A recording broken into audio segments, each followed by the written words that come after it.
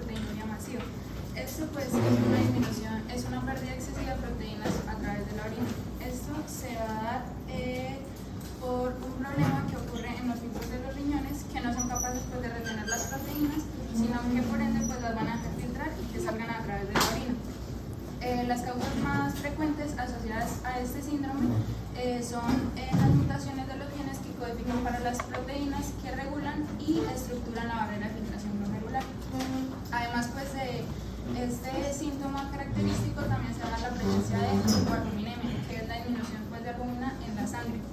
Esto va a ser perjudicial para el cuerpo porque, pues, como sabemos, la albúmina es una proteína que mantiene el equilibrio de los líquidos en el cuerpo, y al tener disminución de esta se va a llevar a un acúmulo y exceso de líquidos en el cuerpo, lo que pues conocemos y lo que en este síndrome se caracteriza también como el edema. Bueno, ya teniendo como una introducción de lo que es el síndrome nefrótico del lactante, pues vamos a presentar el caso clínico. El caso clínico nos habla de una lactante de 17 meses de edad que fue llevada al hospital de Nariño en una ciudad de Honduras con historia de presentar los siguientes síntomas: edema palpebral y facial, que predominantemente era matutino, es decir, que pues se daba en las horas de la mañana y que posteriormente en el transcurso del día como que iba mejorando. También después la madre nota edema abdominal y de miembros inferiores y con una disminución del volumen miccional.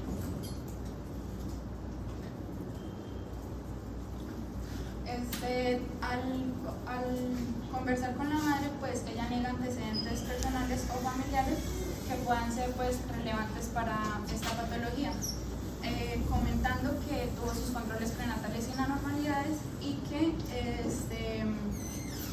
afirmando pues que la paciente nació vía vaginal cefálica, que es la posición pues más idónea para el bebé en el momento del parto, que le realizaron un examen con APGAR, que por sus siglas significa aspecto, pulso, irritabilidad, actividad y respiración, que se le realiza al recién nacido para valorar la vitalidad de este en los primeros minutos de vida, específicamente entre el primer y quinto minuto.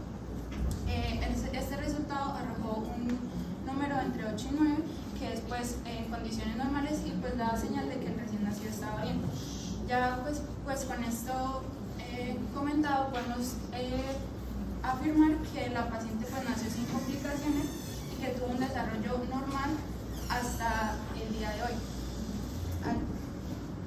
Al realizar el examen físico, pues la paciente luce edematosa con una diuresis de 2,6 s por kilogramo por hora, presentando un edema palpebral también facial y en miembros inferiores con signo de fobia positiva, que es una huella que se deja o que se presiona en la región edematosa y que al quitar la presión pues esta desaparece lentamente.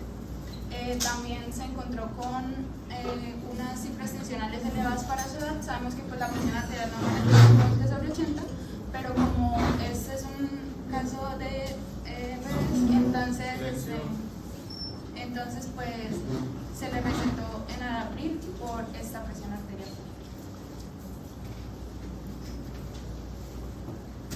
Los resultados del examen general de orina mostraron que había proteinuria masiva, que había presencia de sangre oculta, es decir, eritrocitos de 1 a 5 por campo. Sabemos que pues, la proteinuria estaba aumentada y el resto de parámetros normales. El hemograma arrojó que las plaquetas pues, estaban elevadas. En la química sanguínea que se le realizó, pues podemos observar las proteínas totales como la albúmina disminuidas pues, por la excesiva pérdida de estas por la orina. Consecuentemente de esto pues, va a estar el colesterol, las LDL y los triglicéridos aumentados. Y en la biopsia renal, pues afortunadamente la paciente no presentaba cambios histológicos graves que dan como un diagnóstico desfavorable a esta enfermedad, sino que en cambio pues presentó lesiones mínimas en los riñones, por lo que se le pudo tratar con corticoterapia y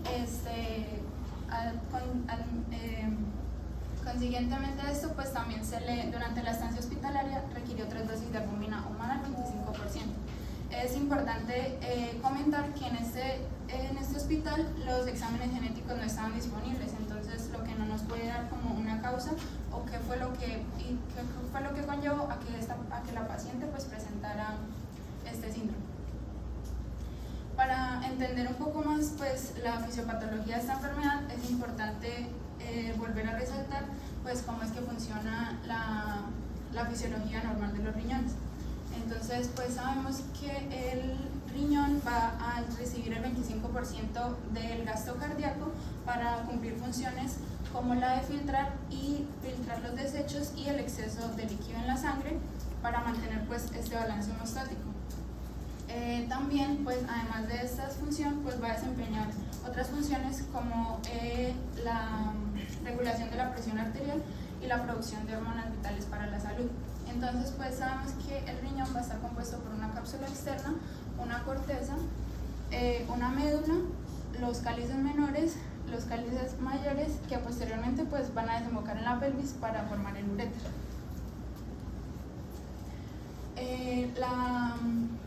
La corteza, la zona cortical va a tener un aspecto como granular por la presencia de glomérulos en esta zona, y mientras que en la zona medular va a presentar como un aspecto estriado debido a que aquí se van a encontrar las asas de Henle y los túbulos colectores que van a recorrer el riñón hasta desembocar en la pelvis renal. Sabemos que pues también la unidad funcional y estructural del riñón es la nefrona, que a su vez va a estar compuesta por un glomérulo y por unos túbulos renales. El glomérulo es una red de capilares sanguíneos que va a ser, o como va a ser el primer filtrado de la orina. Va a estar revestido por una cápsula de Bowman, desde donde se van a filtrar sustancias desde la sangre hasta este espacio de Bowman para ir formando el filtrado glomerular. En los túbulos renales, después de la filtración que sea en el glomérulo, pues este líquido va a ir recorriendo los túbulos renales, mientras que simultáneamente va formando la orina, va a reabsorber nutrientes que consideran necesarios en el cuerpo. En la filtración glomerular, pues bueno, entonces como sabemos, pues este es el primer filtrado que se le realiza a la sangre para producir la orina. Pero pues para que no se escapen proteínas ni sustancias esenciales en el cuerpo, el glomérulo va a estar compuesto por 3 capas que van a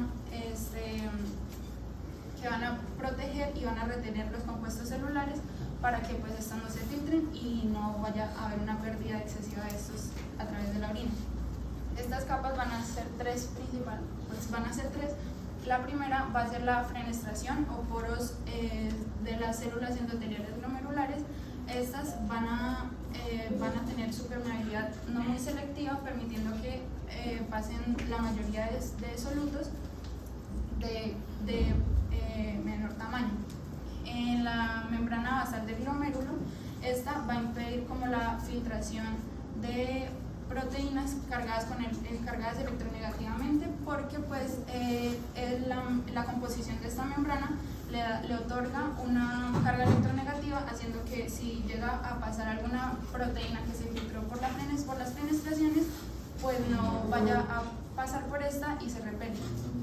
Por tercera, tenemos a la membrana podocitaria, que va a estar compuesta por las células especializadas de los podocitos, que van a emitir como unas prolongaciones, formando así los pies interdigitados que van a interactuar con otros para formar como una serie de ranuras, y por acá pues van a impedir que se filtren las proteínas o compuestos de menor tamaño.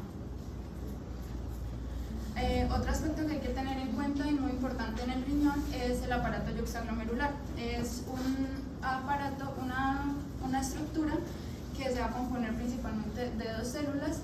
Va a estar ubicado entre la arteriola aferente, que concomita pues con el túbulo contorneado distal, y este va a tener la función de regular la velocidad de la función renal, y también va a ayudar a regular la presión sanguínea sistémica.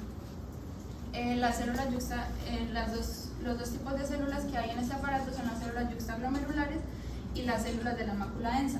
Las células yuxtaglomerulares van a tener la importante capacidad de almacenar, liberar y sintetizar la renina en respuesta a ciertos estímulos.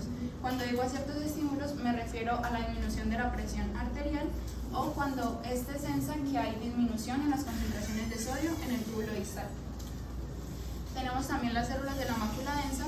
Estas pues van a detectar como se ubican en la pared del túbulo distal, van a detectar los cambios o la disminución en las concentraciones de sodio, y así va a estimular o mandar unas señales a las células extraglomerulares para que liberen la renina.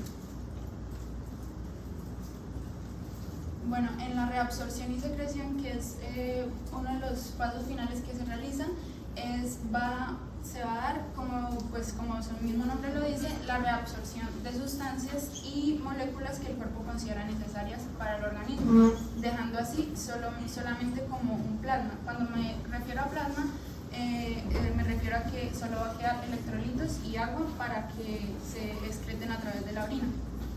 La reabsorción se va a dar principalmente pues, en el túbulo contorneado proximal y en el túbulo contorneado distal. En el túbulo contorneado proximal, este va a tener un mayor aumento de la permeabilidad a cualquier soluto, reabsorbiendo moléculas como sodio, cloro, bicarbonato, secretando iones hidrógeno para regular el equilibrio ácido-base.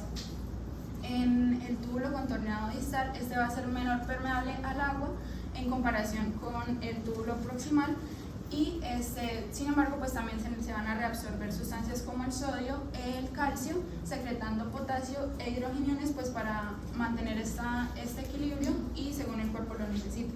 ¿Dónde están ubicadas las células de la mácula densa? En el túbulo, en la pared del túbulo distal. Y si está ubicado del túbulo distal, ¿por qué se dice que está cerca del glomérulo? Porque aquí está el glomérulo, entonces esta parte es Porque cuando ustedes estudian, por ejemplo, fisiografía de Gayton, que les empiezan a hablar del túbulo distal, les dicen que la mácula densa, túbulo distal, y que la cercanía al glomérulo le envía señales, pero a veces uno, cuando lo estudia el primerazo, uno dice, pero túbulo distal está más lejos. Por eso se acuerdan cuando yo les enseñé el semestre pasado, les plegué la nefrona de esa manera para que entendieran por qué dicen que el túbulo distal está cerca del glomérulo. Es que la nefrona está plegada, y fíjense cómo el túbulo distal cuando se pliega queda cerca del glomérulo, queda incluso más cerca que el mismo túbulo proximal.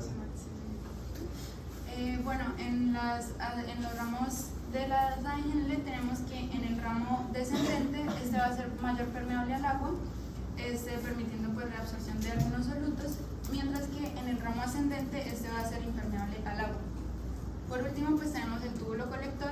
Este va a ser permeable o impermeable al agua de acuerdo a la presencia de la hormona antidiurética. Es decir, que cuando hay presencia de esta, pues el túbulo va a ser permeable a cualquier soluto, reabsorbiendo la mayor cantidad de moléculas posibles, mientras que si en la ausencia de esta, el túbulo va a ser impermeable, regulando así la finalización de la composición de la orina y por ende pues su volumen. Ya pues para finalizar tenemos las diferencias entre el síndrome nefrótico y nefrítico, que podemos observar que pues en el nefrítico el glomérulo el síndrome va a presentar oliguria, hipertensión, hematuria, mientras que por otro lado en el síndrome nefrótico pues va a presentar hipoalbuminemia, proteinuria masiva y edema.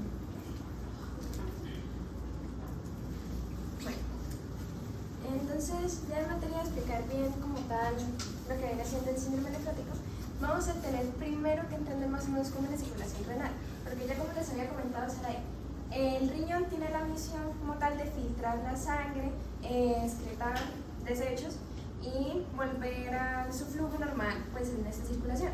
Esta parte de la circulación renal, ¿para qué nos sirve? Para entender más o menos cómo es la mecánica hacia el filtrado glomerular, y más o menos para entender según la patología dónde puede estar el daño o qué nos puede condicionar. Entonces, por ejemplo, así para no hacerlo tan aburrido, básicamente toda la circulación sistémica, o sea, todo el flujo de la circulación sistémica va a salir por la aorta y nos va a entrar al riñón. Al riñón nos va a entrar por la arteria renal. Y hacia el riñón, entonces imagínense así como una pirámide descendente de mayor a menor. Entonces va a estar la arteria interlobar, la arteria arcuata y la arteria interlobulillar, que viene siendo ya la más chiquitica. La arteria interlobulillar va a entrar en toda esta parte que viene siendo ya la parte glomerular. Entonces entra todo el líquido o toda la sangre por la arteria aferente, que también recordemos que es una parte muy importante, ya que En esta están las células glomerulares, que como datico adicional, estas funcionan como vasoreceptores. Y eso nos van a condicionar algunos cambios o por decirlo así, sistemas de compensación en el riñón según la presión arterial. Entra por el arterial eferente, llega a los capilares glomerulares, que allí es donde se va a hacer la mayor parte del filtrado glomerular. Y después va a salir por la arteria eferente. Todo lo que no se filtre por la orina va a volver a la circulación para seguir con este sistema y no pues, alterar la homeostasis. De la arteria eferente entonces va a entrar al sistema circulatorio por las venas. Y allí entonces va a entrar hacia los capilares peritubulares o la vena recta, hacia otra vez, de menor hacia arriba, la arteria interlobulillar, la vena arcuata, la vena interlobal, y se va hacia la vena renal y hacia pues las venas cavas. Ahora ya volver al corazón. Bueno, de lo anterior, cabe notar que más o menos todo lo que esté antes de entrar en la parte circulatoria del glomérulo nos puede condicionar a que haya una afectación en el filtrado glomerular. Sin embargo, si nosotros vemos alguna patología o algún daño en la parte venosa de esta circulación sanguínea, pues vamos a poder inferir que el daño primario es en el glomérulo. O sea, es como un flujo. Si está arriba en las venas, va a dañar primero el glomérulo, pero si está en las venas, el daño primario es en el glomérulo. Ahora bueno, ya he hablado mucho del filtrado glomerular, pero de aquí lo que me interesa es las funciones como tal que tiene el riñón. El riñón nos tiene unas funciones de regulación del agua, electrolitos y excreción de desechos. Ahí más o menos pueden ver más o menos, bueno, cómo es el orden. Y todo empieza por el mismo orden descendente del filtrado. Ahora sí, en el síndrome nefrótico, como ya lo habíamos hablado, tenemos un daño en lo que viene siendo esto que se llama barrera de filtrado glomerular. Entonces, ese es el glomérulo, ¿cierto? Y si lo ampliamos, vamos a tener que la barrera de filtrado glomerular va a tener tres capas principales, que es el endotelio vascular fenestrado, la membrana basal del glomérulo y los podocitos. Ahora, el daño renal del síndrome nefrótico va a estar enfocado en los podocitos. Y por eso es que nosotros vamos a tener los síntomas que pues más o menos es lo más característico del síndrome nefrótico, que es la proteinuria. Ahora bien, bueno, cada capa tiene una especie de más o menos barrera que va a filtrar cosas diferentes. Entonces, en el endotelio vascular fenestrado tenemos, bueno, las fenestraciones son importantes porque las fenestraciones lo que van a hacer primero es separar los componentes del plasma sanguíneo para ya empezar así como a hacer el filtrado más excesivo. En el endotelio vascular fenestrado también, así como dato adicional, tenemos que hay una proteína que es la principal, la que le da la carga negativa a la barrera de filtración glomerular, que es lo que como tal hace que se separen todos los componentes, y es algo que se llama podocaxilina. Eso es lo que hace, darle el componente negativo, se filtra. Calixina tiene perdón, la podocalixina. Y esto pues va a dar la carga negativa, va a empezar a separar la sangre, y por lo menos en la membrana basal glomerular pues van a ser filtros un poquito más grandes, entonces ahí se van a retener células plasmáticas y proteínas más grandes.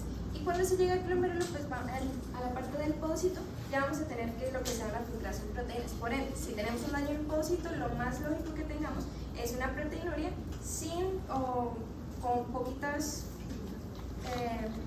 células plasmáticas en la sangre. O en la orina, perdón. Bien. Bueno, ya en materia de la proteinuria vamos a tener que esta nos va a condicionar dos situaciones muy importantes en el síndrome nefrótico, lo cual es la hipoalbuminemia y la pérdida de antitrombina 3. ¿Esto por qué? Porque en esta parte no solo se nos va a afectar las presiones de filtrado, sino también nos va a condicionar a algo que es un trastorno hemodinámico. Entonces, como se está perdiendo proteínas, las dos proteínas más importantes que se van a perder acá es la albúmina y la antitrombina 3, que lo que nos va a condicionar es una hipercoagulabilidad o una posible hipercoagulabilidad en el caso del paciente. Y pues la hipoalbuminemia nos va a condicionar al edema. Y ya en materia del edema, pues la verdad existen dos teorías que nos pueden condicionar al edema. Y pues más adelante les voy a mencionar como cuál es la cosa diferencial que nos hace irnos por tal teoría.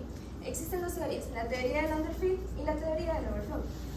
En esta teoría de Landerfield, que es la que todo el mundo conoce, tenemos pues la proteinuria más un catabolismo de la albúmina por pérdida de la proteína de la orina, nos va a condicionar una hipoalbuminemia. Esta hipoalbuminemia, como ya lo han venido hablando todos los casos clínicos nos va a condicionar a un descenso de la presión oncótica plasmática que va a ser superado por la presión hidrostática del glomérulo, lo que va a hacer básicamente que todo el líquido salga hacia el espacio intersticial y pues nos dé edema. ¿Qué pasa con esto? Cuando sale todo el líquido al espacio intersticial, en el riñón y en la mayoría de órganos del cuerpo se va a sensar como que hay una hipovolemia. Entonces se va a activar el sistema de germina y angiotensina aldosterona para retener más sodio, lo cual, si uno sigue mirando, va a empeorar el edema. Pero esto es como tal el primer mecanismo de compensación que tiene el riñón frente a esa hipovolemia.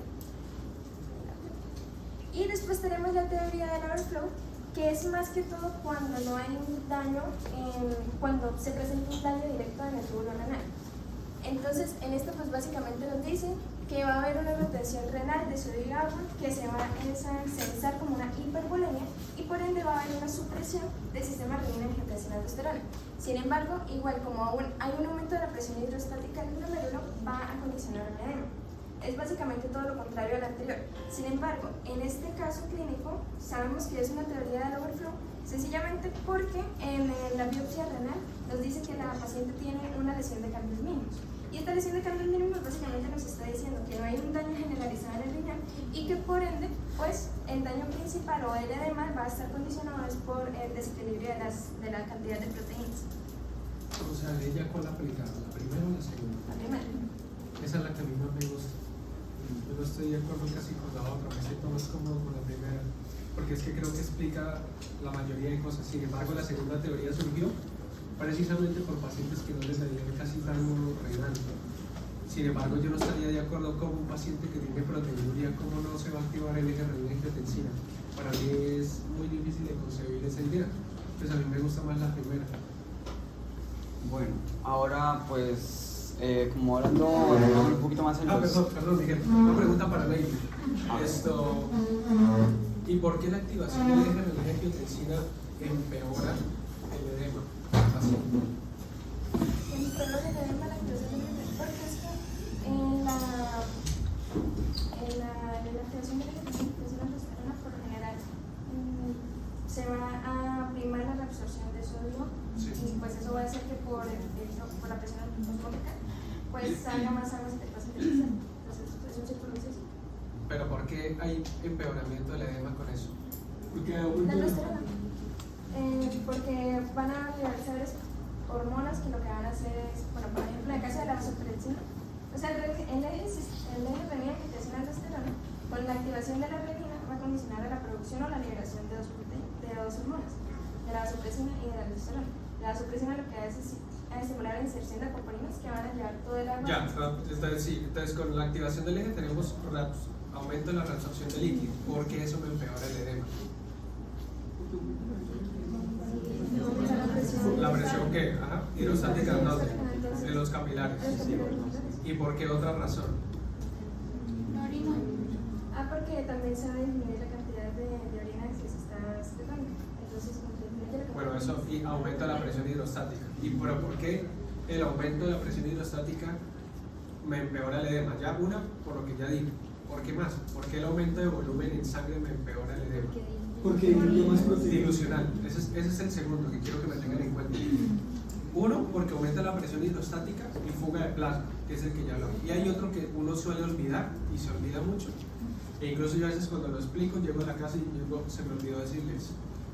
El aumento de la volemia diluye las pocas proteínas que quedan en su plasma. ¿Listo? Y eso hace pues que disminuya el poder oncótico de las poquitas proteínas que quedan. ¿Listo? Es para que lo tengan presente. Porque a veces lo omiten y lo olvidan. Por si hablamos en algún momento de algún examen o algo del mecanismo, para que me incluyan eso también. ¿Listo?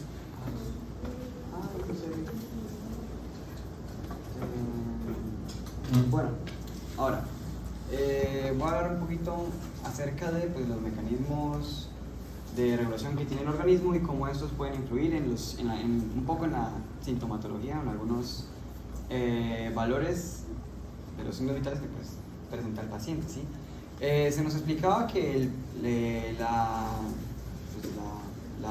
la paciente presentaba una presión arterial de 120/80, lo cual era elevado para su edad.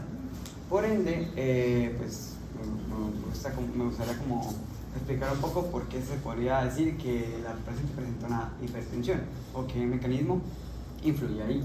Entonces tenemos que, bueno, me gustaría partir por el hecho de que la paciente presenta una hipovolemia debido a la hipoalbuminemia y a la proteinuria, ¿sí? Entonces, al haber una hipovolemia, disminuye el volumen en sangre. ¿Esto qué quiere decir? No sé la fórmula. Pero bueno, aquí abajito he agregado pues dos fórmulas que, como para tener referencia, y la primera, que sería la del gasto cardíaco, se dice que gasto cardíaco pues, no se ve, pero depende de la frecuencia cardíaca y del volumen sistólico. Entonces, al haber una disminución de la volemia, ¿sí? El volumen de sangre circulante, esto va a afectar el gasto cardíaco, ¿sí? Al afectar el gasto cardíaco, se va a afectar la presión arterial. ¿Por qué? Porque la presión arterial depende del gasto cardíaco y la resistencia. Entonces, al presentarse una disminución en la presión arterial, el organismo va a sensar esto y va a desencadenar mecanismos de regulación de la presión por medio del eje renina-angiotensina-aldosterona y por pues, los valorreceptores. Digamos que los valorreceptores como tal pueden llegar a activar también el eje renina-angiotensina, pero pues en un principio se genera un mecanismo por ellos mismos, y si digamos ya no es posible como tal como regular la presión o normalizar los niveles de la presión por medio de los valorreceptores, ahí es cuando se activan o pues estos estimulan el eje. Entonces, bueno, como venía diciendo, voy a comenzar a hablar acerca del eje renina-angiotensina-aldosterona. Tenemos que tenemos que este eje comienza, o pues todo surge a partir de, pues digamos que la renina, y la secreción de la renina como tal se estimula su producción o secreción por medio de tres mecanismos, ¿sí? O el eje se inicia por medio de tres mecanismos. El primero es por medio de las células yuxtaglomerulares, que como tal, como ya mencionaron mis compañeros, se localizan en la arteriola aferente y como tal sensan los cambios en la presión, ¿sí? En la volemia. La segunda es por medio de la mácula densa, que ya mi compañera ya explicó, que se encuentra en el túbulo distal, y como tal es como, por decir así, el receptor químico que puede desencadenar el eje, ya que sensa cuando hay cambios en la concentración de sodio y por ende activa los mecanismos de regulación. Y por último están los valorreceptores. Estos valorreceptores pues los nombraré más adelante, pero de por sí les explico que se encuentran alrededor del callado aórtico y de los senos carotídeos, y como tal se encargan de sensar el cambio de la presión. Pues bueno, comenzando, tenemos que se libera en el eje renina-angiotensina-aldosterona, se libera la renina, ¿sí? Entonces se libera, pues vamos a partir diciendo que se libera por las células yuxtaglomerulares que se encuentran en las arteriolas aferentes, ¿sí? Entonces de aquí esta renina viaja por la sangre y como tal sucede que en el hígado, la renina se une al angiotensinógeno y en el hígado se llega a presentar esta reacción en la que el angiotensinógeno reacciona con la renina y se produce la angiotensina 1, ¿sí? Al producirse la angiotensina 1 y pertenecer pues, estos carbonos, no estoy, luego la angiotensina 1 va a viajar hacia los pulmones, donde por medio de la ECA, que es la enzima convertidora de angiotensinógeno, pues se va a extinguir nuevamente y se va a producir angiotensina 2. Enzima convertidora de angiotensina. Porque la angiotensinógeno ya fue pasó. convertido, sí. No pasa nada. Bueno, entonces se produce la angiotensina 2, ¿sí? Entonces, ahora, tenemos que la angiotensina 2 va a producir distintas consecuencias. En un principio se va a generar una vasoconstricción y va a desencadenar una vasoconstricción y asimismo va a estimular la síntesis de aldosterona y de vasopresina, solo que yo pues no nombré allí, pero también la pensaba nombrar. Entonces, vasoconstricción y de la aldosterona por medio de la glándula adrenal, ¿sí? Entonces, primero comenzamos hablando de la vasoconstricción. ¿Sí? La vasoconstricción como tal al haber una vasoconstricción, o bueno, la angiotensina 2, desencadena que se haya una constricción venosa leve, ¿sí? Lo cual como tal va a aumentar el retorno venoso, ¿sí? Y al aumentar el retorno venoso va a aumentar el gasto cardíaco, como recordaba por la fórmula, el gasto cardíaco es frecuencia cardíaca por volumen sistólico. Entonces al haber un mayor flujo de sangre hacia el corazón, pues va a aumentar el gasto cardíaco, va a pensar que hay más volemia y tiene que bombear más. ¿El aumento del volumen de sangre es postcarga o es precarga? Déjenme ver. El aumento del volumen es... El aumento es precarga. Precarga. Luego, como que se siente... Y el aumento de la resistencia vascular es postcarga. Es postcarga, porque... Pues, sí. Eso, pues... Bueno, ¡ay! Me enredé. Entonces, pues se dice que aumenta el gasto cardíaco, ¿no? Por otro lado, la contracción intensa de las arteriolas, se presenta una contracción intensa de las arteriolas eferentes, ya que como tal se busca, pues al haber una disminución de la volemia, el riñón busca como retener líquido porque se piensa que no hay suficiente cantidad de, no, o sea, no se está filtrando suficiente sangre, y pues el riñón dice, no, espere, ¿qué está pasando acá? Entonces lo que hace es aumentar la vasoconstricción en la eferente y aumentar la vasodilatación en la arteriola aferente, permitiendo que como tal haya una mayor retención de sangre en el glomérulo y así se pueda permitir o darle más tiempo al riñón para que filtre esa sangre. Entonces, al haber esa contracción de la arteria eferente, va a haber una mayor resistencia periférica vascular, ¿sí? Entonces, al haber una mayor resistencia porque hay una vasoconstricción, pues va a aumentar la resistencia, y al aumentar el gasto cardíaco y aumentar la resistencia, se aumenta la presión arterial. Entonces ese es como tal el mecanismo fisiológico de la regulación por medio del eje. Sin embargo, pues aquí tenemos que ese mecanismo pues puede llegar a contribuir a que en el caso del paciente la presión aumente más allá de los intervalos normales y se pueda presentar una hipertensión arterial. Ahora por medio de la otra rúbrica que les había mostrado, se produce aldosterona. Sí, la angiotensina 2 estimula la producción de aldosterona. Entonces, al haber un aumento en la síntesis de aldosterona, va a aumentar también la síntesis de canales como el canal, pues uno de los principales que van a nombrar, sería el canal de sodio-potasio ATPase, ¿sí? Esa proteína que pues ya conocemos bastante bien. Y como tal, ¿Canal o bomba? La bomba, bueno, pues sí. La bomba sodio potasio porque es una ATPasa, y esta ATPasa lo que va a causar es que aumente la reabsorción del sodio. Al haber una reabsorción del sodio, se dice que pues por ósmosis el sodio va a atraer agua, entonces esto va a permitir que aumente la reabsorción de agua, pero pues indirectamente, ¿sí? También pues se tiene que, como se estimula la vasopresina, por otro lado, pues esto va a estimular la síntesis de acuaporinas y esto va a aumentar la reabsorción de agua directamente, ¿sí? Entonces, el caso es que se aumenta la reabsorción de agua. Aumenta el agua, aumenta la volemia, ¿sí? El volumen sanguíneo. Al aumentar el volumen sanguíneo, resulta y acontece que van a ocurrir dos cositas. Aumenta el gasto cardíaco, por la fórmula que ya había explicado anteriormente, y disminuye más la presión oncótica, porque como había nombrado pues, antes, al aumentar la concentración de agua en los vasos, o pues digamos que se diluyen más las proteínas, ¿sí? Entonces eso ocasiona que al haber menor presión oncótica haya una mayor extravasación de agua y se empeore el edema, que es como tal lo que ocurre en este caso, ¿sí? Pero pues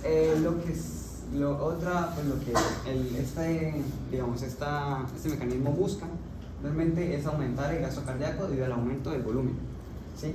Y al aumentar el gasto cardíaco aumenta la presión arterial, y al aumentar la presión arterial, en el caso del paciente se puede presentar una hipertensión arterial. Ahora, La siguiente ruta, pues la otra era por medio de los vasoreceptores. Entonces, ¿qué ocurre? Ocurre que al censarse que hay una menor distensibilidad de los vasos, de los grandes vasos, debido a la hipovolemia, esta como disminución es censada por los vasoreceptores, los cuales, pues, como dije el nombre anteriormente, se encuentran alrededor de la aorta y los senos carotídeos. Como tal, estos vasoreceptores envían un estímulo al núcleo vasoconstrictor, que se encuentra en el centro vasomotor del bulbo raquídeo. Entonces, una vez o a partir del núcleo vasoconstrictor se va a activar la respuesta simpática, ¿sí? Se van a enviar estímulos simpáticos y se va a inhibir la respuesta parasimpática. Entonces, al aumentar la respuesta simpática como tal, se va a estimular la vasoconstricción, el aumento de la frecuencia y el aumento de la fuerza del corazón, de contracción del corazón, ¿sí? Entonces, el aumento de la vasoconstricción de los vasos sanguíneos va a causar que aumente la resistencia periférica vascular. Y por parte del aumento de la frecuencia y el aumento de la fuerza de contracción del corazón, pues va a aumentar el gasto cardíaco, ¿sí? El corazón va a bombear más. Al aumentar el gasto cardíaco y la resistencia periférica, aumenta la presión arterial. Y eso también contribuye a la hipertensión.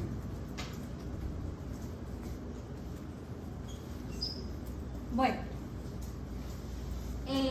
como lo decían nuestros compañeros, pues lo más importante de este síndrome nefrótico es la proteinuria. La proteinuria, como lo decían al comienzo, es la salida excesiva o se está filtrando proteínas por los riñones que no deberían ser. Las proteínas nunca deben salir del cuerpo. Entonces recordamos otra vez las capas de la barrera de filtración, que son los capilares fenestrados, la membrana basal y los podocitos. Y en este caso, como le decía mi compañera Ney, se pierde la carga negativa y las proteínas pueden salir. Decía que tenemos algunas proteínas negativas, entonces cuando ellas intentan salir por esta barrera de filtración glomerular, como la barrera de filtración también es negativa, chocan y por eso no pueden salir. Como se pierde esta capa negativa, ellas pueden salir sin ningún problema. Las más importantes, como le decían, era la albúmina, sí, y la antitrombina 3.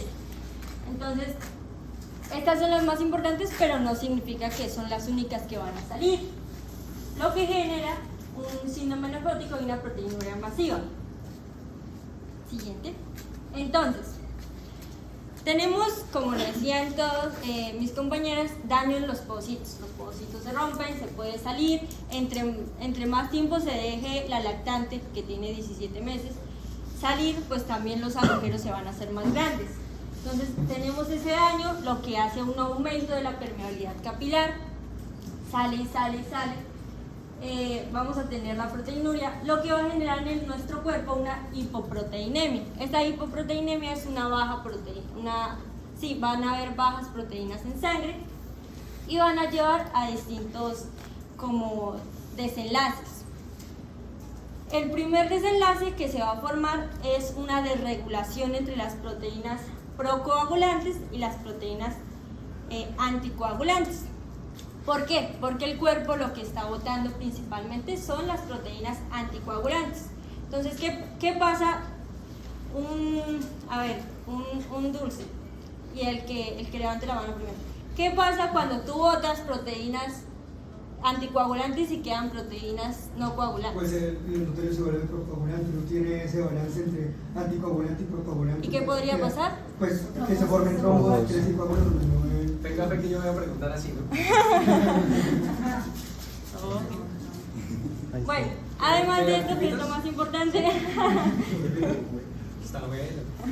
además de que esto es lo más importante, también van a haber otros desencadenantes. Uno de estos, y lo más importante, que no se presentó en la paciente, pero pudo haber pasado, es la baja de gamma-globulinas, o también llamadas inmunoglobulinas, y el complemento. ¿Por qué? Porque estas también están hechas o conformadas de proteínas. Se están filtrando proteínas, entonces no hay sustratos para generar inmunoglobulinas o pues, para ayudar a realizar el factor de complemento, y la paciente puede estar predispuesta a estar inmunodepresiva o sufrir infecciones. Entonces, si en algún momento ella está internada, puede, no sé, darle una bacteria, puede tener esta falla, o sea, está predispuesta a infecciones. Además, como lo decían, que es lo que siempre se abarca, la antitrombina 3 es la que más se va, por lo que está en grandes cantidades en la sangre. Y los factores 9 y 11 de la cascada de coagulación y las proteínas C6C. Estas son las más importantes, la antitrombina 3, la proteína S y la C, aunque no está escrita, porque son anticoagulantes. Son proteínas que se unen a otras, digamos la antitrombina se une a la trombina para evitar que se dé la cascada de coagulación, evitando que se forme el coágulo. Y eso también va a censar, o sea, empieza a botar el cuerpo muchas proteínas, y no sé por qué exactamente, pero el hígado llega y dice, más raro, no hay proteínas, eso como que va a haber una coagulación, entonces aumenta síntesis de fibrinógeno y factores de coagulación para sacar a sangre, y puede haber un trombo. Además, algo también que pasa es que ahí se me fue esto era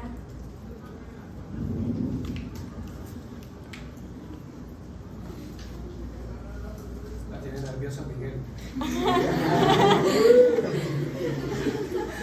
bueno, aumenta el fibrinógeno, los factores de coagulación, también aumentan las plaquetas, ya les voy a decir por qué, y va a haber predisposición a hipercoagulabilidad, ya les explico bien No, por qué, de acuerdo.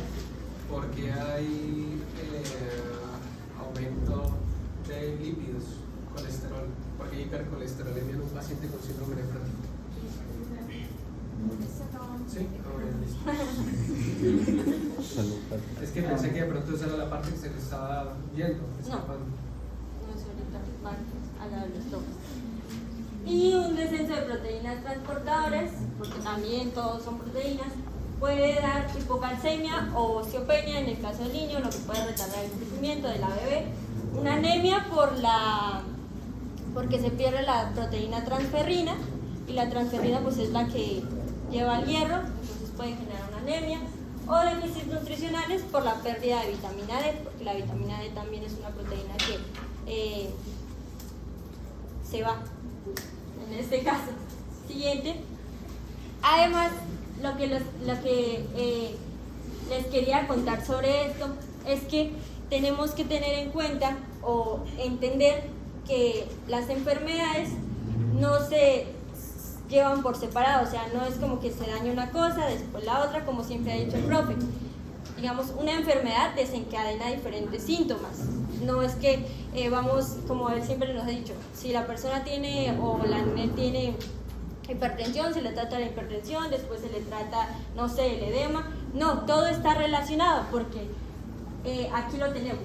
Nosotros lo que más se va a ver en este paciente es la proteinuria, pero si se dan cuenta todo va a tener diferentes desenlaces.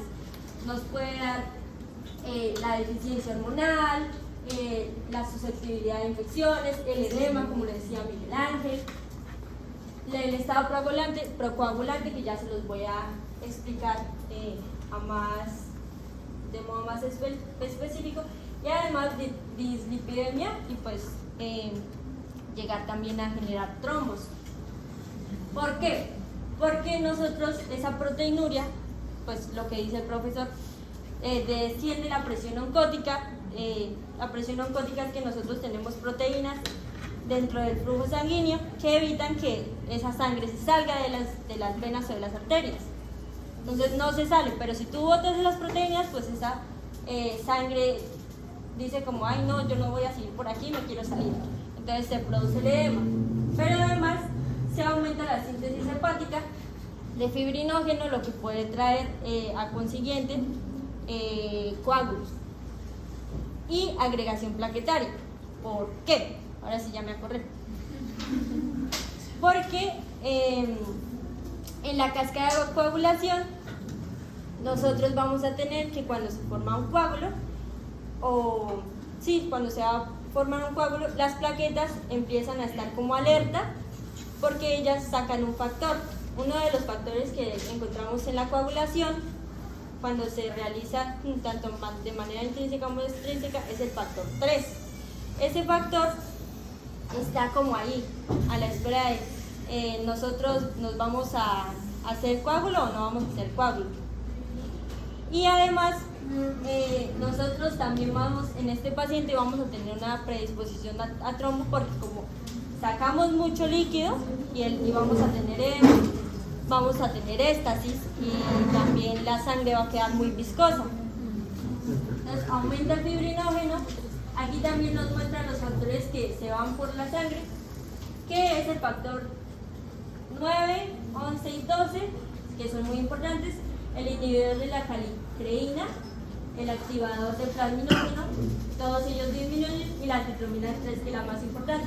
En el caso del activador de plasminógeno, es una molécula muy importante que también ayuda a evitar que se formen coágulos, es anticoagulante. Este es el TPA, ¿cierto? En base a él es que se utilizan algunos medicamentos para el infarto. ¿Sí? Gracias a que se descubrió ese TPA, algunos medicamentos para el infarto se basan en eso y son fibrinolíticos. Hay una parte más importante del por qué hay activación plaquetaria, fuera de lo que ya mencionó. De todo lo que ya mencionó, la pérdida de factores anticoagulantes,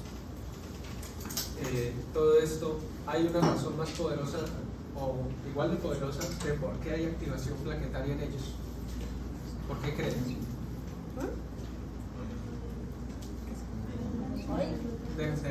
Dejémosla. ¿Por qué?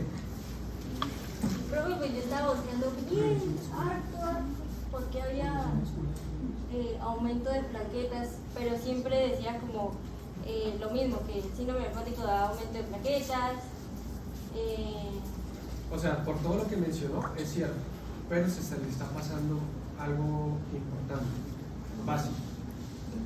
Porque acuérdese que la paciente está hipertensa, está manejando fuerzas de sillamiento intravascular grandes. O sea, está manejando volumen grande intravascular. Eso hace que el endotelio se estrese y se lesione. Y desbalanza, empieza a mostrar factores procoagulantes.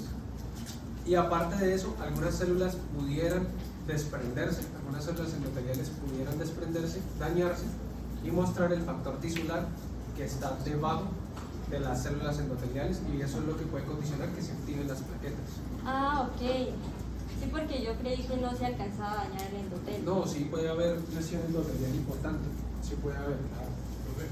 Una pregunta, ahí por ejemplo en el caso del daño de las manifestaciones del riñón, ¿ese aumento del tamaño de las manifestaciones no dañaría el endotelio y aumentaría también producción de plaquetas? Sí, ahí puede haber daño endotelial, sobre todo cuando es por mecanismos inmunológicos. Ahí hay el daño endotelial. Y el aumento de la presión hidrostática en esa zona, como se supone que en esa zona maneja una presión que permite la perfusión. Si hay demasiada presión en esa zona, sí. Lo único que se desataría también mecanismos compensadores de la arteriola aferente también. Que ahorita yo, si nos alcanza el tiempo, voy a explicarlo en el tablero, la parte de negro.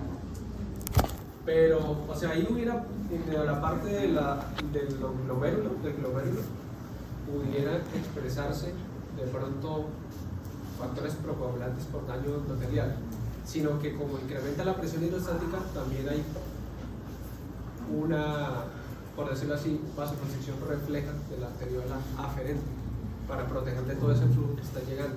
Entonces también pues protege un poco en esa zona. De cualquier manera, el endotelio estresado, acuérdense que expresa factores procoagulantes, desvía hacia, más que hacia prostaglandinas, hacia tromboxano.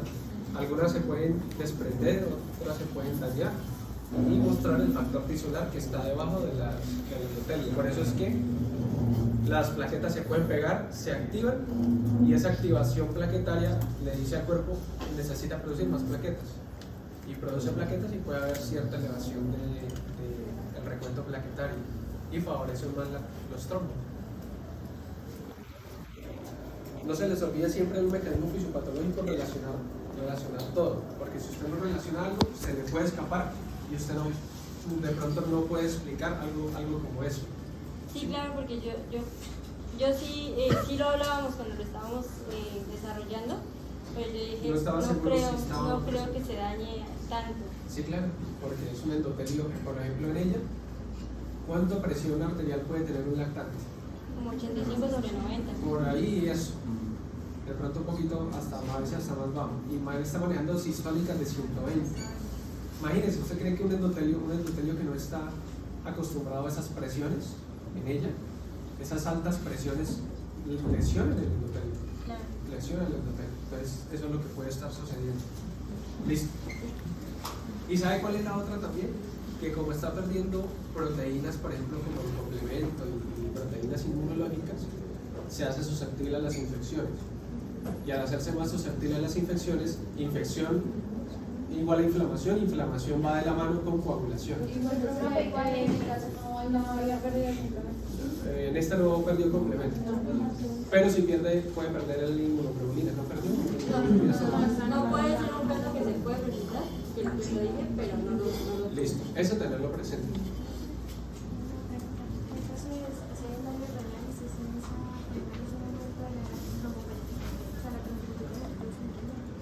¿Trombopoyetina o eritropoyetina? ¿Qué pasa?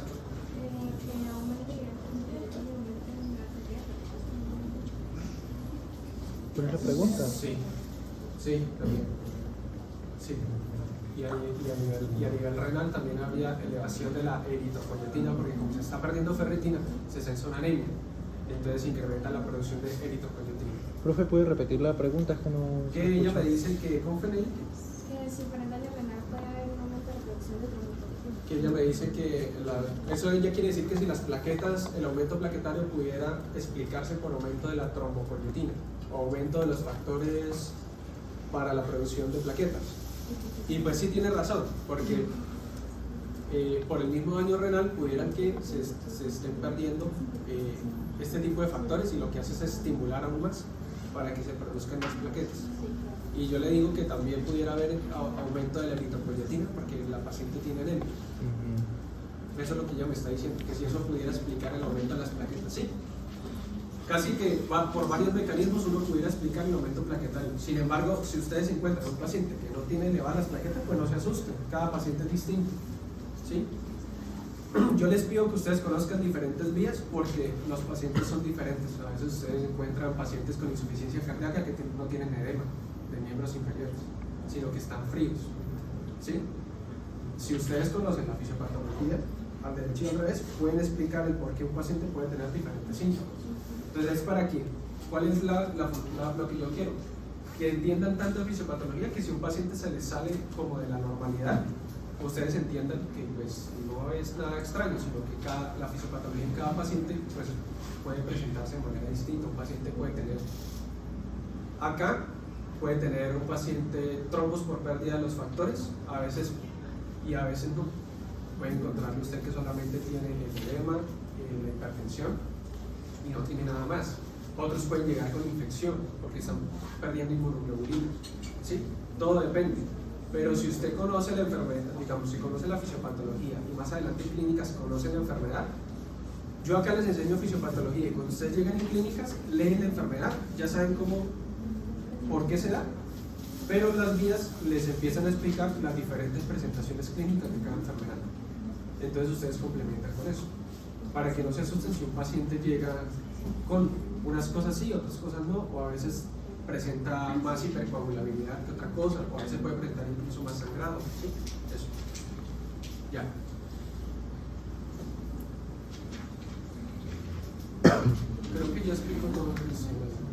Siguiente.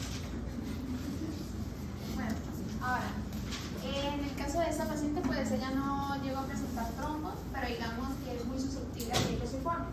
Entonces, hay diferentes factores que pueden llevar a la paciente a sufrir de trombos. Pues uno de ellos, y es el más importante, la hipercoagulidad. Entonces, ¿qué pasa? Como estamos perdiendo proteínas por la orina, proteinuria en el caso del síndrome nefrótico, ¿qué va a pasar? Que se va a perder la antitrombina 3. También de estas van a perder la proteína C y la proteína S, que van a ser anticoagulantes. ¿Eso qué hace? Que haya un aumento de las coagulantes, como es el factor 5, el factor 8, también el factor de von Willebrand, el fibrinógeno también va a aumentar, va a haber hiperfibrinogenia, que me va a llevar a un aumento del fibrinógeno, me va a disminuir lo que es el plasminógeno y van a aumentar lo que son los inhibidores del propio plasminógeno. Entonces, esto me va a llevar a que haya un aumento de la coagulación y me lleve a la formación de un trombo. Los trombos aquí en el síndrome nefrótico leí que eran más susceptibles en la parte venosa que en la parte arterial. Otro factor sería el de corticosteroides. En la paciente le administraron prednisolona. Y como saben, el prednisolona es un corticosteroide, pero digamos, el uso prolongado de este puede llevar a un aumento de los niveles del factor 8 y también una reducción de la capacidad fibrinolítica, que hace que me aumente el proceso de coagulación y sea más susceptible la paciente a que se me forme un coágulo. Otro factor podría ser el de deshidratación, digamos por el edema. Ya que la paciente presenta edema, la deshidratación lleva también a la formación de lo que es la parte de los trombos. Y digamos, en casos excepcionales, no es tanto en el síndrome nefrótico lactante, porque no llegan a la formación de ella, pero con edad avanzada, digamos en el síndrome nefrótico, la hiperlipidemia también puede llevar a la formación de coágulos. ¿Por qué? Como sabemos, la hiperlipidemia es un aumento de lípidos en la sangre. Entonces, ahí la acumulación de ellos me puede llevar a la formación de una placa aterosclerótica. Entonces, la formación de esta placa al formarse es muy susceptible a que esta llegue a romperse. En el caso de que esta se rompa, pues va a llevar a la liberación de factores que esta tenga, como los factores de coagulación, que se me libere el factor von Willebrand, también el colágeno, y digamos que el vaso como que va a censar que hay un daño en este, entonces va a decir, no, pues debo aumentar el proceso de coagulación, puede llevar al aumento y que se me formen trombos. En este caso, digamos que un trombo puede viajar a ciertos órganos, por ejemplo, uno es que la hiperlipidemia es muy susceptible a que pase una embolia pulmonar, y ya digamos en otro caso de, por ejemplo, la nefropatía membranosa, que es otro síndrome nefrótico primario, a diferencia del que tiene la paciente que es cambios mínimos, digamos ella es muy susceptible a la formación de trombos a nivel de la vena renal, y eso también lo hace susceptible a que lleve a la formación de embolias a nivel pulmonar, también se puede dar trombos a nivel cerebral, etc. ¿Por qué sería más fácil que se presente, en este caso, trombo a nivel venoso que a nivel arterial? ¿Por qué sería más fácil? No quiere decir que a nivel arterial no se haya formado trombo, pero ¿por qué sería más fácil que se forme a nivel venoso? Más fácil que a nivel arterial.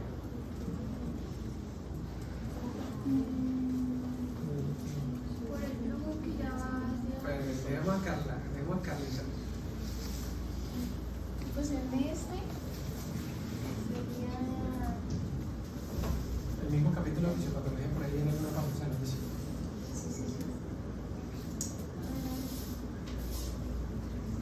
Aguante ser un principio, sí.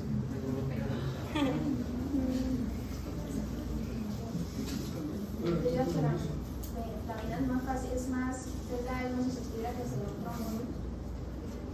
En este caso sería por el flujo. El flujo está lento. O sea, no. En la vena sí. En la vena sí estaría lento y lo hace muy susceptible. Arterial. Por ahí en alguna parte del libro de fisiopatología hablan de los factores que limitan la coagulación y les dicen que uno de ellos es el flujo. Sí, el flujo lento hace más susceptible a la coagulación. En una parte donde hay flujo rápido, si en algún momento se reclutan plaquetas y factores de coagulación, si el flujo es muy rápido, los barren y no alcanzan a activarse por completo. Los factores de coagulación activados que se barren y llegan al hígado se inactivan.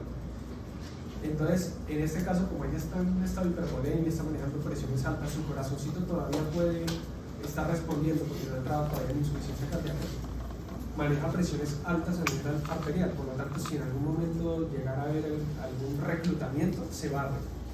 No quiere decir que sea imposible que forme trombos a ese nivel, si lo puede hacer, ¿sí? Sino que es una bebé de 17 meses, está estrenando arterias apenas, pues no tiene aterosclerosis, no tiene, ¿sí? Nada de eso.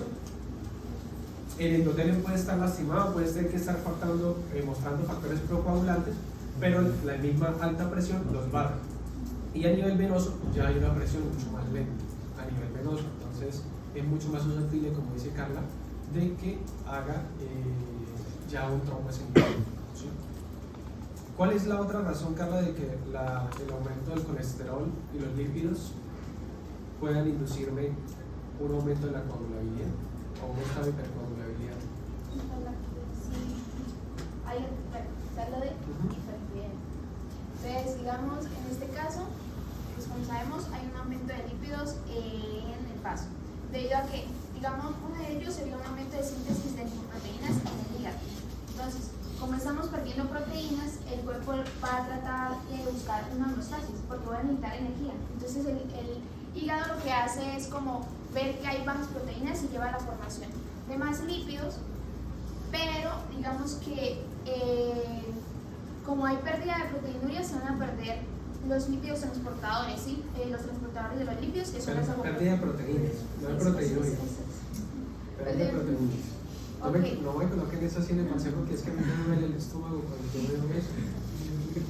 Entonces hay pérdida de proteínas, y lo que pasa es que, digamos, en esa pérdida de proteínas también se van a perder las proteínas transportadoras de los lípidos, y los lípidos, pues como va a haber un aumento de ellos por la pérdida de las dichas proteínas, y no va a haber las proteínas transportadoras de ellos, va a haber una acumulación de ellas en la sangre.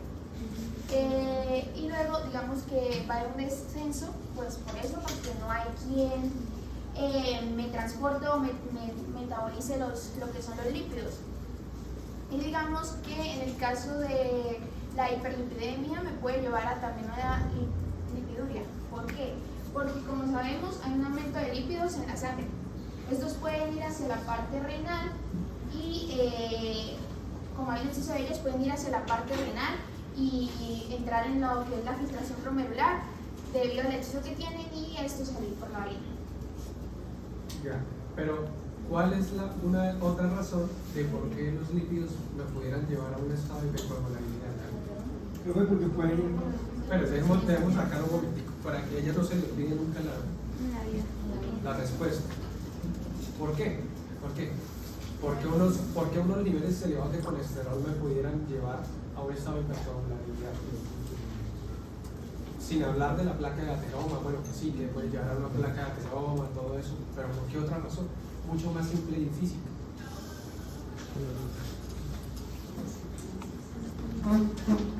Porque resulta que el colesterol elevado, triglicéridos elevados en la sangre, cuando se elevan mucho, ponen viscosa la sangre. La viscosidad. Porque le están entendiendo, yo creo que ya... La viscosidad, acuérdense, si va para el capítulo de fisiología de la circulación, la viscosidad, y es paradójico, entre más flujo turbulento tenga la sangre, más tendiente a ser trombos, ¿sí? Pero entre más se quede quieta, también. Y la viscosidad es contraria a flujo turbulento. Entre más viscosidad yo tenga, menos flujo turbulento tengo. Pero también tengo más problemas para mover la sangre. Tengo un compañero que él hizo rural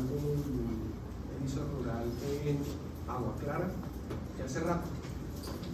Y él una vez me mostró un paciente que tenía 1500 de colesterol. Y él me dijo, marica, a él lo pullaron.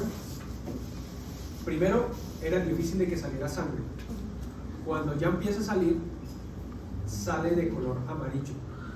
¿Sí? Una mezcla entre la sangre venosa, tiende a ser como negra, negro rojo oscuro casi, y salían como amarillo. ¿Sí? O sea, salía el color de la sangre oscura, pero también salía con color amarillento de la cantidad de lípidos que tenía ese paciente. y era difícil de que la sangre fluyera, ¿sí?, hacia el émbolo de la jeringa. Entonces, ¿qué le tocó? Con una aguja un poquito más grande, porque no fluía fácilmente. Y acuérdense que la sangre que no fluye fácilmente, que tiende a estancarse, pues tiende a expresar un estado de hipercoagulabilidad. Si no circula, se tiende a coagular fácilmente. Entonces, un paciente que de pronto tenga, creo que no es el caso de la niña, no estaba tan elevado, pero para que lo tenga presente, un paciente que tenga pronto niveles de colesterol y triglicéridos altos, por un estado de aumento de la viscosidad de la sangre, pues pudiera tener una tendencia a tener hipercoagulabilidad. Listo. Por todo lo que ya mencionó Carla y por lo que yo les estoy diciendo. Creo que con eso no se les va a olvidar nunca.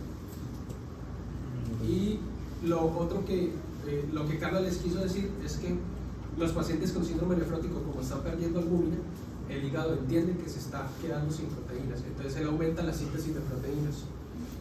Voy a omitir las vías moleculares porque lo importante es que entiendan lo que está pasando. El hígado, él solamente sabe que se están perdiendo las proteínas y la forma más fácil de reponerlas es a través de lipoproteínas.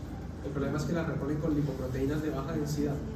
Y acuérdense que HDL bueno, LDL malo. Entonces incrementan las LDL, ¿sí? LDL, mucha liberación de lípidos en plasma y toda esta cuestión. Entonces por eso estos pacientes tienen colesterol elevado, triglicéridos elevado, LDL elevado. Aunque pudiera estar eliminándolo también por orina, sigue teniéndolo elevado en el plasma.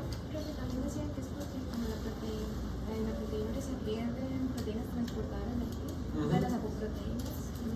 Claro, él trata de reemplazarlas. Listo, no se les olvide nunca. ¿Sí? ¿De acuerdo? Sí. Listo, ¿qué más? Bueno. ¿Esa ya es la parte final? ¿No? Sí. Listo, yo voy a darles clase infinitamente.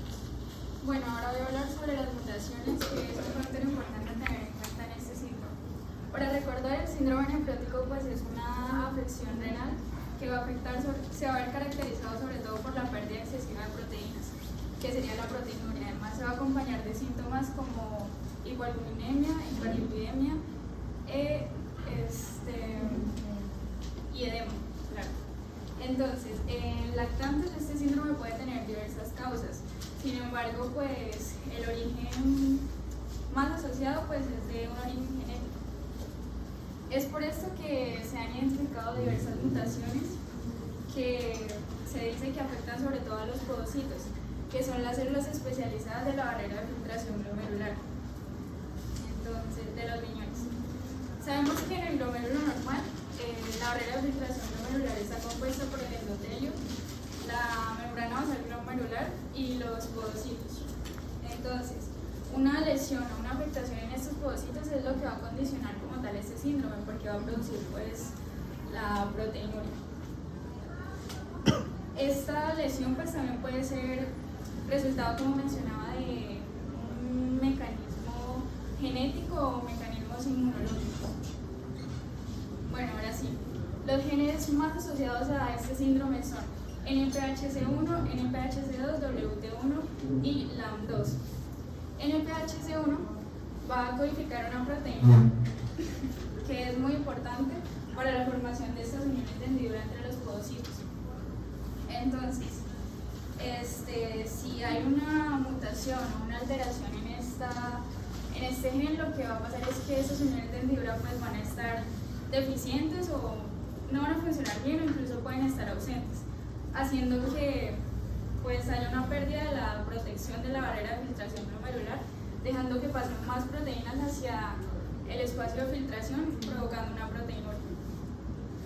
NPHC2 es otro gen que es muy similar a la nefrina, que lo que va a hacer es que igual va a contribuir a la formación de estas uniones de hendidura entre los podocitos, que si hay una mutación pues va a perder esta formación de las uniones, esta estructura, lo que va a contribuir también a la proteinuria. WT1 o factor de transcripción Wilms. Lo que va a hacer es que, bueno, ahí está, ¿no? codifica un factor de transcripción que es esencial para el desarrollo de los podocitos. Entonces, esto pues es bastante grave porque ya no va a afectar como tal a las uniones de hendidura que van a unir a estos podocitos, sino a la formación de estos podocitos. Entonces, si hay una mutación acá, pues va a contribuir más a la proteinuria y va a ser más grave. Igual en LAM2, que es un gen que codifica a la laminina beta 2, que es una proteína que forma parte de la membrana basal, que como mencioné, pues hace parte de la barrera de filtración glomerular. Entonces, si hay una mutación, se va a ver afectado más que todo pues esta membrana basal glomerular, dejando que pasen pues más proteínas, más glóbulos rojos hacia el espacio de filtración, provocando pues una proteinuria también. Entonces, mutaciones en cualquiera de estos genes pues como tal va a afectar la barrera de filtración glomerular, haciendo que pues contribuya a esta proteinuria que es característica del síndrome. Sin embargo, en WT1 y LAM2 son las que están asociadas a podocitopatías más graves, siendo de 100% a 2 años la mortalidad. Si hay algo tan sencillo como algo que codifica para los podocitos puede llevar a la muerte. Es casi que incompatible con la vida. Y no hay nada que se pueda hacer prácticamente, ningún tratamiento, ningún reemplazo. Tal vez de pronto, tal vez un reemplazo renal, pero es que esto, como es genético, se expresa muy temprana edad. ¿Y de dónde va a sacar usted un riñón de esas mismas características para un paciente de ese tamaño? Se no le puede pasar un riñón adulto, ¿sí? Y lo otro, que un paciente de ese tamaño, pues, trasplantarle un órgano o que se pudiera, pues es difícil por la parte de la inmunosupresión que conlleva trasplantar un órgano, porque tengo que inmunosuprimirla para que el cuerpo no ataque el órgano que le acabo de pasar. Mejor dicho, supremamente complicado. ¿Sí? Por eso era muy importante en el hospital tuvieran los exámenes genéticos, pero en este caso no. Es que sí, y esos son duras, a ver, ellos son incluso más subdesarrollados que nosotros, peor. Entonces es muy complicado, eso es como que llegue un caso de esos al hospital de Villarrosario, pues ahí lo remiten para acá al M2 y acá de pronto está así, pero un hospital de segundo nivel, por ejemplo, como Pamplona es un buen hospital, pero no tiene pruebas genéticas, porque pues no, sí, entonces eso es muy difícil. Siga, para hacerle una pregunta. Bueno, ahora... No, sí, es que quiero preguntarme una cosa. Ahora el tratamiento que se le administra a la paciente. Bueno, pues primero, el tratamiento que se le debe dar a este síndrome tiene que estar más enfocado hacia los síntomas y las complicaciones, ya que pues tiene diversas causas, entonces es complicado a veces como saber cuál es la causa, y más si es un origen genético. Por ejemplo, en este hospital en el que estaba la niña no tenían como los recursos para hacer estos exámenes, entonces resulta contraproducente. Bueno, le administraron albúmina humana al 25%, le hicieron 3 infusiones de albúmina durante su instancia hospitalaria. Entonces, a la paciente se le realizó un examen general de orina. En el examen observamos que había proteinuria positiva. Eso quiere decir que pues había proteínas en la orina. Además de que la albúmina sérica pues estaba en niveles bajos. Entonces, como sabemos, pues la albúmina es la que va a mantener esta presión coloidosmótica. Entonces, al perder esta albúmina, va a hacer que esta presión coloidosmótica disminuya, haciendo que haya una extravasación del líquido hacia el espacio intersticial, provocando este edema con el que llegó la niña. Bueno, entonces, para contrarrestar esto, se le administró la albúmina. Entonces, al administrar esta albúmina, la presión coloidosmótica pues vuelve a regularse, haciendo que va a actuar como un imán. Entonces va a mantener pues el líquido en los vasos sanguíneos, y pues el líquido que estaba afuera lo va como a atraer hacia ellos, sí, actuando como un imán. Bueno, sin embargo, pues la albúmina también contribuye a mantener la viscosidad de la sangre, lo que pues puede hacer que el flujo sea más turbulento, y lo que decía mi compañera, pues puede contribuir a formar un trombo. Entonces, en este caso, su suministraría pues un anticoagulante como la heparina. Sin embargo, pues la heparina no es recomendable porque nosotros tenemos heparina endógena. Entonces, si administramos heparina, pues esta heparina va a generar anticuerpos y podría desencadenar una respuesta inflamatoria. Lo que yo les comenté la vez pasada, pero sin embargo, pues no recuerdo las cifras, no me acuerdo si era de cada 100 uno el que puede hacer esa respuesta. ¿Listo? Entonces, pues tampoco es que le tengan miedo a la heparina se debe utilizar, sino que Es que es la no fraccionada. para, Sí. es Pero que esa es la no fraccionada, pero incluso en algunas se han presentado también con la fraccionada, pero la no fraccionada es la que tiene más sí. Esa dependería de polimorfismos en cada ocasión. Sí, ya ahí entraría una parte en genética que estudia la parte de los polimorfismos, cómo reacciona cada quien a los medicamentos. Porque un paciente hace angioedema con un IECA y otro no. ¿Sí? Y porque los polimorfismos varían mucho el sistema inmunológico de cada quien. ¿Qué tan alérgico? Yo puedo ser alérgico al pelo de gato, pero la compañera no. Entonces, los polimorfismos de cada quien influyen en diferentes rutas metabólicas de los fármacos, pero también en la parte del sistema inmunológico, si yo puedo reaccionar o no contra un medicamento. En este caso, si de pronto tienen que anticoagular a un paciente, pues necesitan la heparina, úsenla. Tampoco es que van a decir, no, pero es que me va a hacer una trombosis por heparina. Si necesito utilizarla, se utiliza. ¿Sí? Lo que se tiene que tener presente es que si llega a haber indicios de que ya está haciendo alguna trombosis, habiéndole colocado heparina que no debería, pues ya sabe qué es lo que puede estar sucediendo, entonces la suspende. Y ya. Pero esto de colocarle albúmina funciona por un momento, porque tengo que atacar la causa de base. ¿Qué hicieron ahí ellos para atacar la causa de base? Pues eso es para contrarrestar el edema primero. Sí.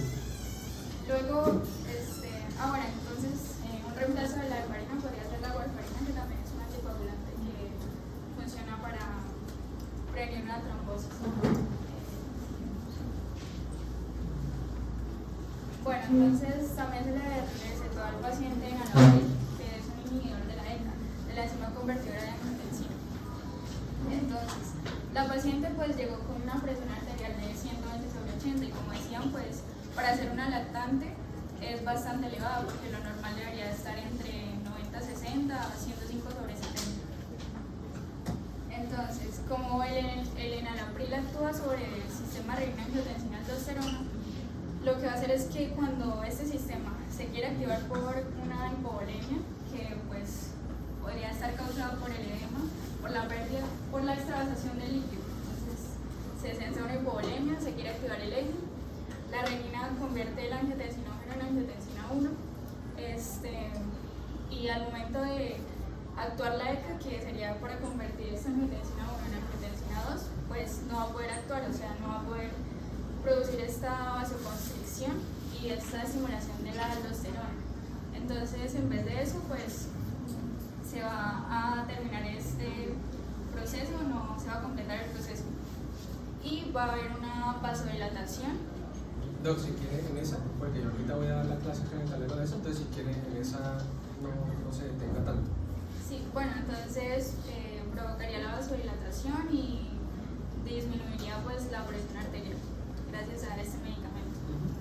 Y por último pues estaría la prednisona, que la prednisona pues es un corticoide que lo que va a hacer es reducir una inflamación, en este caso podría darse una inflamación en los glomérulos, también pues funciona disminuyendo la permeabilidad de la membrana de filtración glomerular, haciendo pues que se disminuya el flujo de la salida de estas proteínas y de estos glóbulos rojos, y también ayuda pues a retener estas proteínas en la sangre. Ese sí es el tratamiento definitivo. Si yo no le doy esto y hago todo lo demás, yo no hago nada.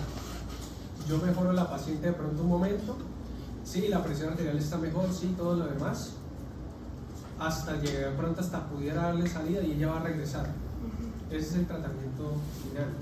Casi todos los síndromes nefróticos se tratan con corticoide. En este caso, ¿ustedes qué creen que es lo que sucede en ella? ¿Por qué desarrolló un síndrome nefrótico? ¿Ustedes qué pensarían? El artículo da para especular porque nunca les dice la causa como tal. Él deja a que uno especule. ¿Ustedes qué creerían? O sea, ustedes tienen derecho a especular. ¿Ustedes qué piensan? Quiero saber solamente qué es lo que piensan. Miguel, perdón, Miguel. Pues digamos que por la presión, o sea, como he dicho, pues el endotelio, al dañarse el endotelio, pues como que debido a esto pues hay una mayor salida de proteínas y pues al haber una mayor...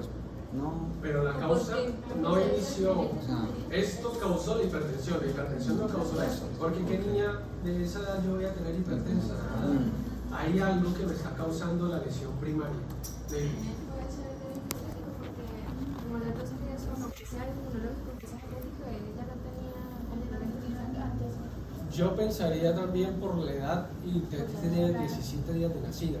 Bueno, 17 meses de nacida, sí, porque no sería neonato. 17 meses por tan temprano, de pronto genético. Sin embargo, habría que preguntarle a la mamá si ella tuvo alguna infección en días previos. No, porque los controles eran sin normalidad. Eso, en esos casos uno siempre indagar si la niña tuvo, o el niño, sí, o la persona, el adulto también se da, si tuvo diarrea en días previos, si tuvo infecciones de garganta, infecciones en piel por heridas, ¿sí? Algún tipo de sintomatología que me haga pensar que de pronto días previos hizo una infección. ¿Por qué? Porque hace una reacción cruzada. La infección pasa, los linfocitos B después de que pasa empiezan a producir inmunoglobulinas y alguna parte molecular de ese microorganismo al que quedaron los anticuerpos pues se parece mucho a la membrana glomerular. Entonces ellos se depositan allá, se pegan y empiezan a ocasionar el daño. Por eso es que cuando le colocan corticoide mejora. Por la edad tan chiquita yo pensaría que es genético, pero a ella le colocaron corticoide y mejoró. Entonces habría que hacerle los estudios genéticos y cuando estén descartado que no tiene nada genético, pues yo creo que de pronto fue que hizo uno de causa inmunológica. No tendría mejora y se presentaría incluso mucho antes que los 17 meses.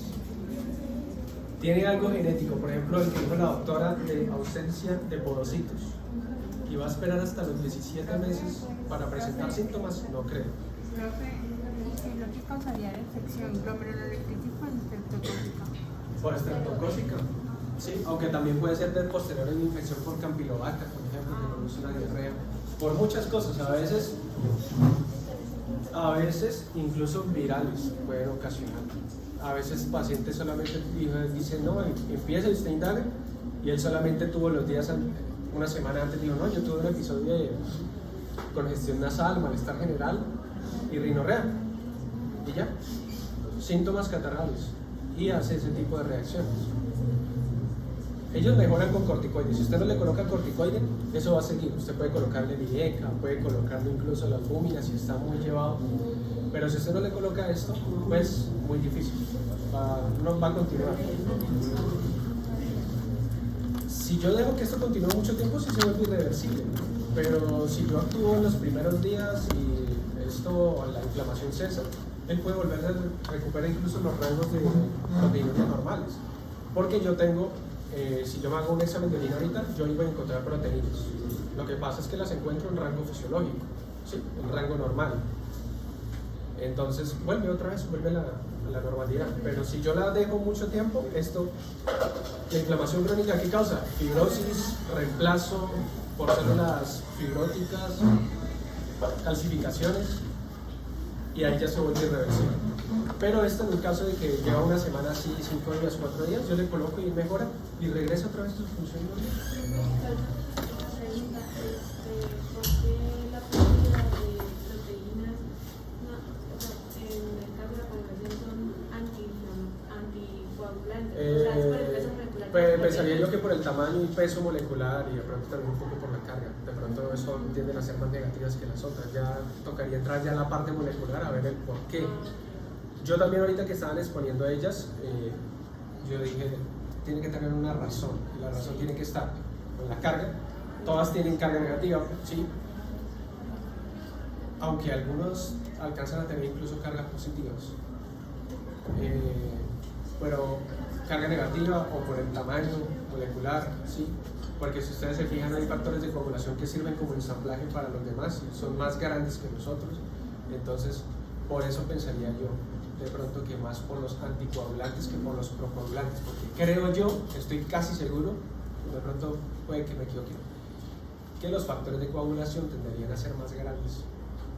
O también puede ser por la afinidad. ¿Por la afinidad a qué?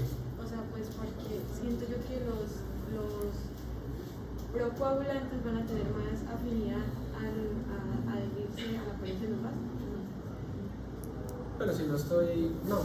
No, porque en este caso tendrían todos que estar pegados a la pared de los vasos y eso ya sería una coagulación intravascular diseminada, ¿sí?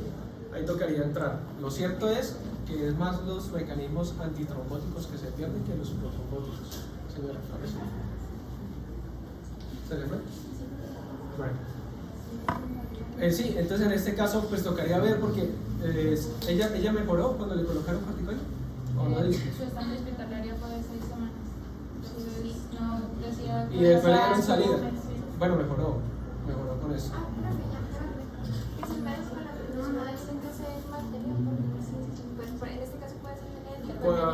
Pues que si es genético la prednisolona no me ayuda en nada. Por eso estoy dudando si es genético o no, porque digo, está muy pequeñita para presentarlo.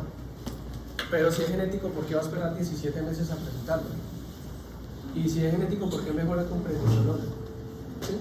Entonces estoy ahí dudando. Sin embargo, no quiere decir que usted tiene que decir, no se le hacen pruebas genéticas, ¿no? Usted ahí de pronto como médico de cabecera le sugiere a la mamá, vaya con un, porque creo que nosotros directamente en algunas EPS no podemos remitir a genetista. Entonces, pediatra, vaya con el pediatra y el pediatra dirá, genetista y pruebas genéticas. Si eso ya sale negativo, pues decimos no, pues sí, ¿sí? Y el tratamiento corticoide no es de por vida, es un tiempo, la parte inmunológica se calma y yo se lo puedo ir suspendiendo de a poquito, no de un día para otro porque hace un rebote, sino de a poquito. Y luego ya la dejo sueltica y ella ya arranca y vuelve a la normalidad. Pudiera ser que con el tiempo, con alguna otra infección, pudiera presentar una nueva. Toca decirle a la mamá, esté pendiente. Eso pasa de la parte de educación al paciente. Usted le dice, esté pendiente porque ella ya hizo un episodio de esto. Esté pendiente si hace una infección de garganta, si hace una gripa, si hace alguna cosa. Usted ve que vuelve a ponerse hinchada, alguna cosa, tráigala al médico. Ahí tendría que colocarse el mismo manejo. No hay un medicamento que como que colocarle para prevenir esto. Sería dejarla de por vida con corticoide, no se puede porque hace un pushing. Y hace un pushing y después usted a los 15 años ya será diabética y todo ese problema. Listo. Bien, estuvo bien, todo muy conciso. Estuvo trabajable, ¿cierto? Bueno, entonces ella que tenía rápidamente, ella tenía hipertensión. Ya saben explicar la hipertensión, ¿no? Edemas. Hipolguminemia y aumento de la presión hidrostática. Hiperlipidemia, ya saben por qué. Ella estaba, ¿cómo estaba la orina de ella? Estaba conservada, ¿cierto? Yo le hice el cálculo ahí, me dio como 740 y pico por día en 24 horas. Y para un lactante creo que es como 750. O sea que está ahí. ¿Pudieran estos pacientes de pronto estar oligúricos o anúricos? ¿Ustedes qué creen? ¿Un paciente con síndrome nefrótico pudiera estar anúrico? ¿Por qué?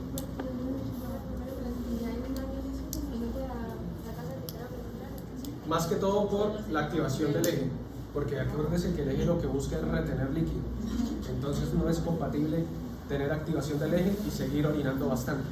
Pues ahí decía al comienzo que la mamá notó que empezó a disminuir la presión. Al inicio puede que ella empezó orinando bastante. ¿Por qué? Porque como empezó a perder proteína, la proteína arrastraba agua y empezó a orinar más. Cuando ya empieza a quedarse hipovolémica, se activa el eje y de pronto empieza a orinar un poquito cada vez menos, dependiendo. Si esa niña, por ejemplo, la mamá no le repone líquidos, no le repone, ¿sí? Vía oral, empieza a tener, ella sigue orinando, la mamá no le repone y cada vez va a entrar más en hipovolemia, ¿sí? Trata de retener, pero no repone, ahí sí ustedes van a ver que prácticamente ya no orina nada.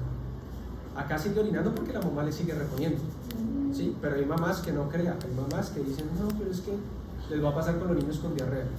Pero es que yo entre más líquido le doy, más diarrea tiene y más va al baño. Pues sí, y dice, en cambio si yo no le doy líquido ni le doy nada, yo veo que como que ya no va tan seguido. ¿Sí? Mentira. ¿Sí? Él va a seguir teniendo diarrea y la mamá no le repone, entonces va a entrar rápidamente en una deshidratación. Entonces tienen que reponerle líquido. Si esa niña la mamá no le repone líquido, probablemente ustedes van a ver que ella termina orinando cada vez menos, porque la activación del eje lo que busca es eso, retener líquido, ¿sí? Entonces va a ocasionar también cierta constricción en la arteriola aferente para que no llegue con tanta presión.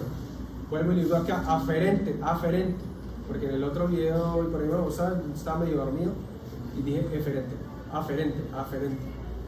Si yo causo constricción de la arteriola aferente, disminuyo un poquito el flujo renal, porque no puedo tener un flujo renal alto cuando estoy perdiendo líquido, no tiene sentido, voy a orinar mucho. Y para seguir orinando, porque si yo dejo orinar del todo, me voy a intoxicar con productos nitrogenados, entonces tengo que seguir orinando, entonces hace una vasoconstricción de la eferente. ¿Para qué? Para que este flujo que viene acá, que sale por la eferente, se retrase un poco más, como ocluir una bandera. Y ese retraso del flujo aumenta la presión hidrostática en el glomérulo y me permite orinar. ¿Listo? Venga, vamos a explicar el video. Si llega hasta esta parte del video, hablando cuando preguntan. No escucha nada.